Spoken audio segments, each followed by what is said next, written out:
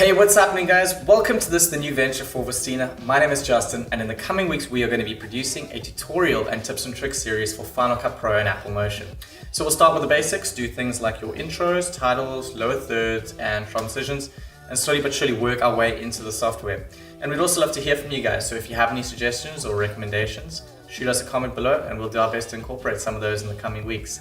What we're going to be doing first is a slick, unique title for inside of Motion, which will then be able to show you how to do your customizations when you get into your edits in Final Cut Pro. So let's get straight into it.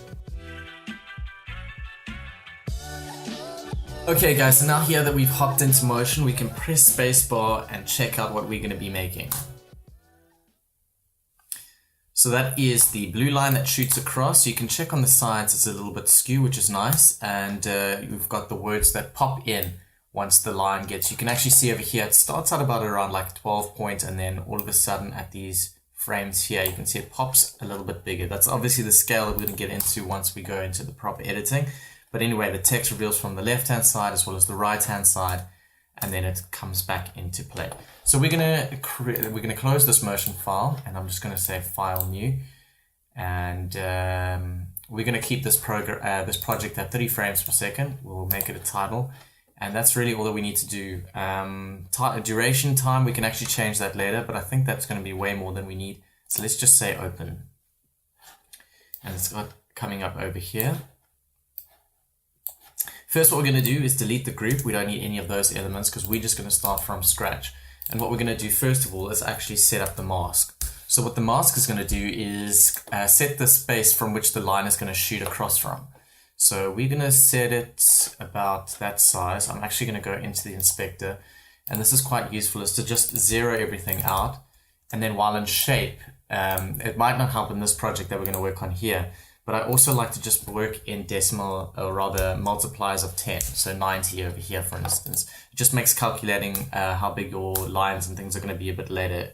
If you have to work within 90, you can create 9 versions of 10 rather than if it's 90.345, whatever your decimal values are. It's a bit of a pain in the ass. So we don't actually need to see that right now, so we can turn that off. And what we want to do then is also to create a line that shoots across. Now there's two ways of doing this, and I'm going to show you the first way, which I don't prefer first, and then we're going to move on to the second way. But what we're going to do is just to create 2 points there. And like before, what we can actually do is just zero that out, then go into the shape and then take a look at the geometry. Now you can see here we also have decimal values. So let's actually just take that to minus 700 and 700. And now that we've got the line in, we can also up the width of the style of the outline. We can also turn off the fill because we're not going to need that. So let's just bump this up. And you can also see that we've got round caps there, so we can just have those, or turn those off. Now we've got the line on screen. Okay, so what we normally would do to shoot this across is to first keyframe the last point offset, and then around about, say, we're at 15 frames here, we'll do that as 100%. And then we'll go 2 frames ahead, or maybe even 3, and then set the first point offset, and then go maybe 1, 2, 3, 4, even 5 frames ahead, and we want to create a line that's maybe that long. Now what we can do is go into the keyframe editor. So we'll right click and say show in keyframe editor. I'm going to highlight both of them and then right click and then change the interpolation to Bezier. And normally what I like to do just to get it smooth is to completely make the end animation smooth. So the end Bezier is basically 100%, and the first one just a little bit bent out. So that way it starts smooth but then quickens up all of a sudden, and then has about 10 frames or so to smooth into place. We also need to do that for the first point offset. So let's also say show that in keyframe editor. I'll select them both, right click, interpolation, Bezier, and then create that same curve as we did before. Alright, so now that we've got that, we can actually press play on screen. And what we can do now is also just move these things out so they take a little bit longer, and that looks a lot smoother. But this is, as I mentioned, the one technique. Another technique that I actually like to use is just using masks. So let's say, for example, we have this line. I'm going to create a Bezier in the same way I did before. So let's say we have one from here to here. And remember, the points that we used previously was 700 to 700. So let's have that start at the beginning. I'm going to zero that out as well. Go into shape and turn off the fill. And then in the geometry, set that to minus 700 and 700. So that it's consistent with what we had before. Now what I also want to do here is to just check the style width. We have it over here as 100, so we can match that up over here. So go into style and then change the width to 100. And then also again, just remember to turn off the start cap and end cap. So what I can do now is to set the position points from the beginning and towards the end. So let's say it's over there. I'm also going to show in keyframe editor. And what I want to do here now is go back to the beginning, and you'll also see how it moves out on the keyframe editor, is to actually start it off all the way back at the end here. So as you can see, that moved all the way down. So now that we can actually go into our keyframe editor and make those smooth like we did with the previous line.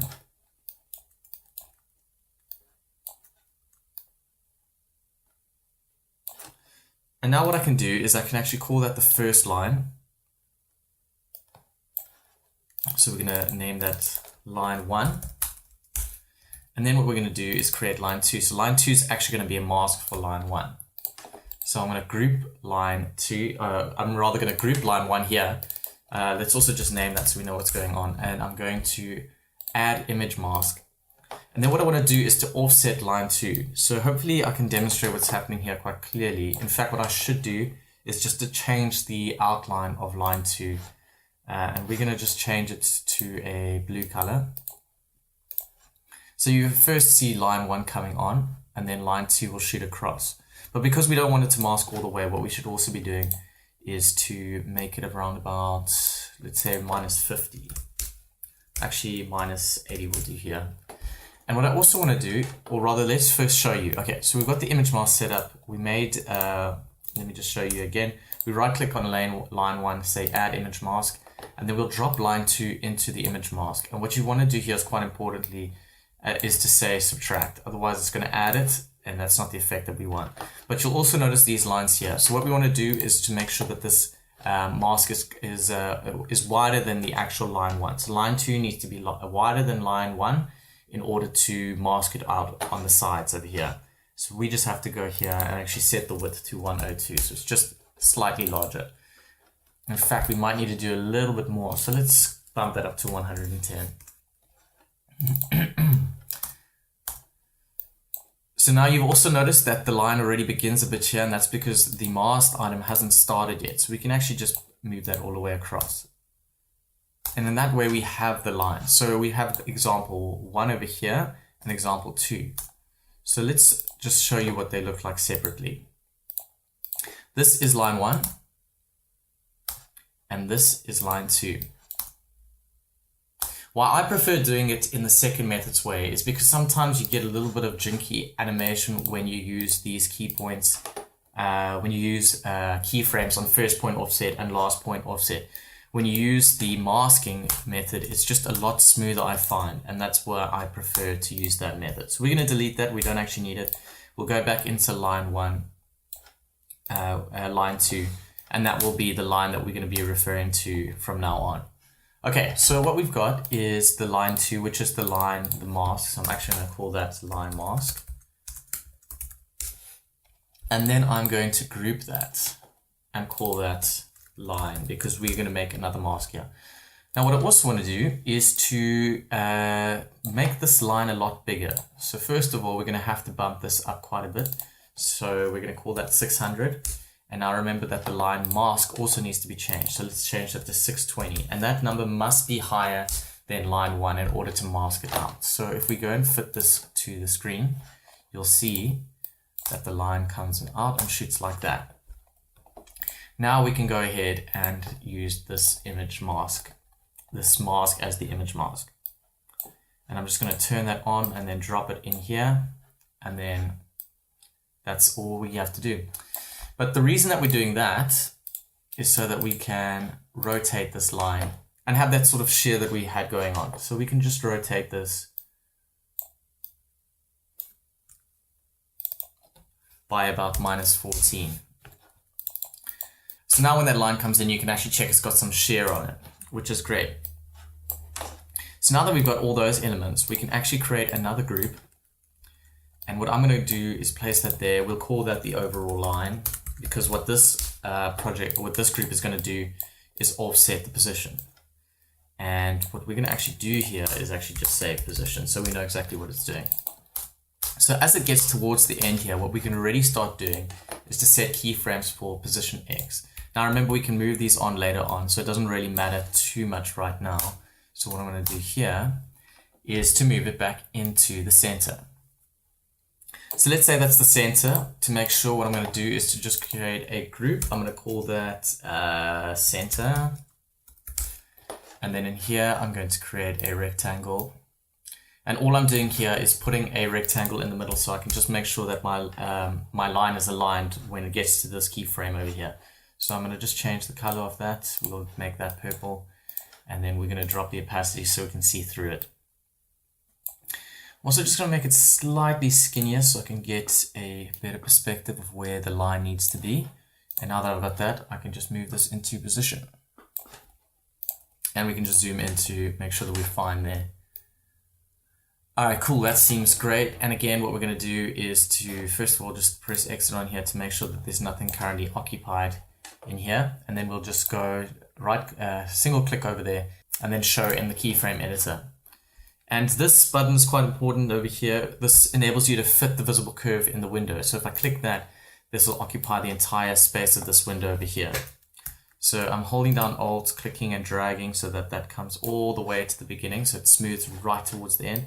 And then I also just want to smooth this one out a little bit more. Press exit there, and let's just get this to fit to the screen so we can see exactly what's going on. I'll also turn this center rectangle that we created off so we don't have to worry about seeing that. And I'll also drag so we can see more of the timeline. So we press spacebar now, it comes back into screen, and we can actually even start that a few keyframes earlier. It's all a matter of tinkering and seeing what you like. I like that a bit more, but I also want it to last a little bit longer. So that looks quite cool. Alright, so now that we have the line in place, what we need to do now is create a mask for the text. So what we're going to do is select overall line, because this is the group that we need our mask to be in. And then just to stick it in there.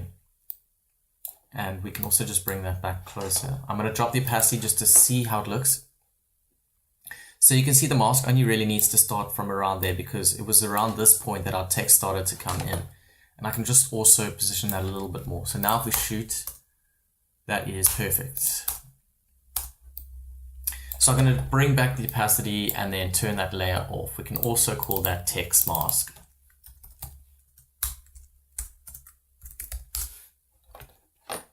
Alright, cool. So let's just drop this back into place where you can see that we've got the overall line over there, and then this is the center, which is just showing us the center of the screen, which we don't really need anymore. So we can actually just delete that. Now what we can do is create a new group, and what I'm going to do is call this text1. Now guys, what I've realized at this stage is that I still haven't saved yet, and that's why you can see untitled at the top here. So let's go ahead and save. So we'll go File, Save As. Now we've set up a project for this, and that is the Vestina tutorials. And we are going to call this the title example 2, as we've already created the first example, which was what you saw at the beginning of this video. So title example 2, and we won't need a theme here, so we'll just say none for now. And then hit publish. Now the cool thing about publishing is that you can go straight into Final Cut Pro, and you'll see if you just update that title, it comes straight up there, and you can drop it into your timeline and press play, and it feeds back at perfect speed. But we've got a lot of work to do before we can start using it in Final Cut Pro, so let's actually start creating that text. So what we're going to do first of all is to click and drag on screen, and then what the first text actually says is welcome to. Alright, I'll move that into place now, but what I want to do first is to just change the font settings. The first thing I'm going to do is change the font weight to medium, just to increase the font as well to 76 in this case. And then what I also want to do is align it to the right, because it's going to be shooting from right to left, and I obviously want the user to be able to type more information. So say for instance, let's first just put it into the place. So if the user's typing more information, we want it to come out this way. So welcome to new. As you can see, new text over there. So we don't have to worry about repositioning the text. It's already in the place there. So let's just backspace as we don't need that right now. I'm going to zoom into 200% here. I'll go back into properties for this and then just reposition it. But I'm not going to make it too perfect right now because we don't need to worry about perfection. We're just worrying about the basics in this tutorial. So now we can drag that about to this point over here when we want the animation to start. And what I'm going to do is add a behavior to it. So I'm going to go down into text basic and then click on arrange in. From there, I'm going to just drop down format and controls, and then I'm going to just turn off the variance because we don't need any of that. That's just a default that always comes up. And then I'm also going to just set the opacity to 100, the position to 0, and the rotation to 0. So those are just all default for the arrange in behavior, but we don't need any of those on right now. What we do want is to just drop that down and then to say to start the position of the X all the way across over here at about 1800. So we'll create a keyframe, hit there, and then wait for it to go all the way through. And I like to make sure that by the end it's already at 0, just so we can give it a little bit more personality in terms of movement. So I'll bring this up, and again, these can be manipulated so that it smooths in right at the end, and then just smooth it from the beginning as well. So now, as you can notice there, the text is coming too far apart, and that's got to do with the spread, and we don't want that. So what we can do, just bump the spread up, maybe even 16 or 17. So now, as you can see, as the boxes come in, the text comes in as well. We can maybe bring that text in a little bit earlier, and I also want to start this a bit earlier as well. What I also want to do, just to make sure that I'm not being too confused, is to use the image mask and now going in here and finding that mask that we created earlier. That's there, the text mask. So what we can do is put that on there. And as you can see here, nothing has just yet changed. And the reason is because this text mask only starts here. So what we need to do is actually just move this text back because we don't want it to just start yet. All right, now we've got it a little bit closer, but I actually want to move this mask over to start a little bit earlier. So now the text comes in, but as you can see, it's not in place. So I just need to reposition that. So now we've got the welcome to on the left-hand side. And if we play that back, line shoots across, text comes in, and we can actually have the arrangement coming in a little bit sooner. So now we can go back here, bring in this mask a bit earlier, also bring in this text a bit earlier. So we're happy with that. We can actually take text 1, and what I'm doing here is pressing Command D to duplicate it, and I'm going to call this text 2. And what text 2 this time says is our new series. So let's click on the welcome to copy, and then over here change that to our new series. This time, because we wanted to start on the left hand side and type out right, we can just justify left, and then of course reposition this over here. Now the reason we can't see anything is because the mask is adding, so we can just go into the image mask and then change that mask blend mode to subtract, and now you'll see it over there.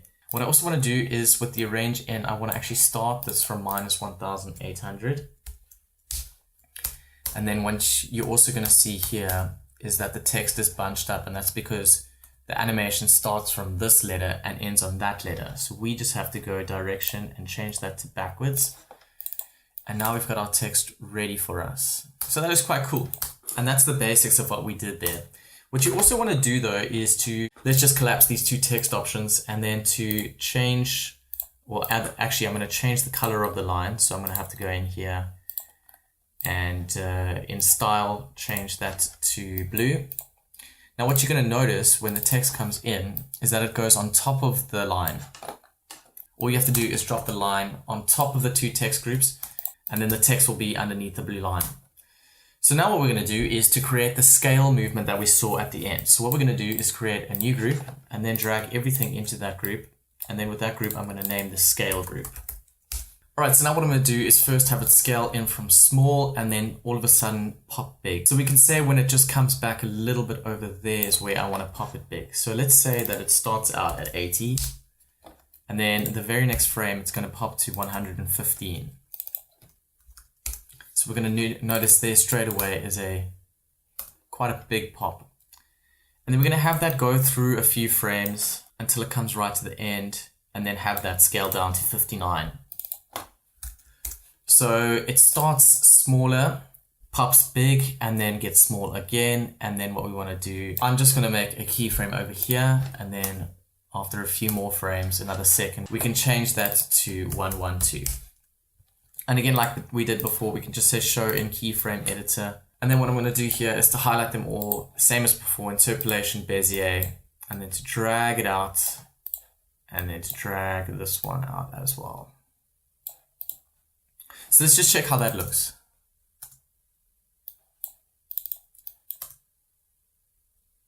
So the pop comes on just as the text starts, and that's why it looks a bit strange. So what we're going to do is to just move this out a little bit to the left, and then move this as well, the second keyframe.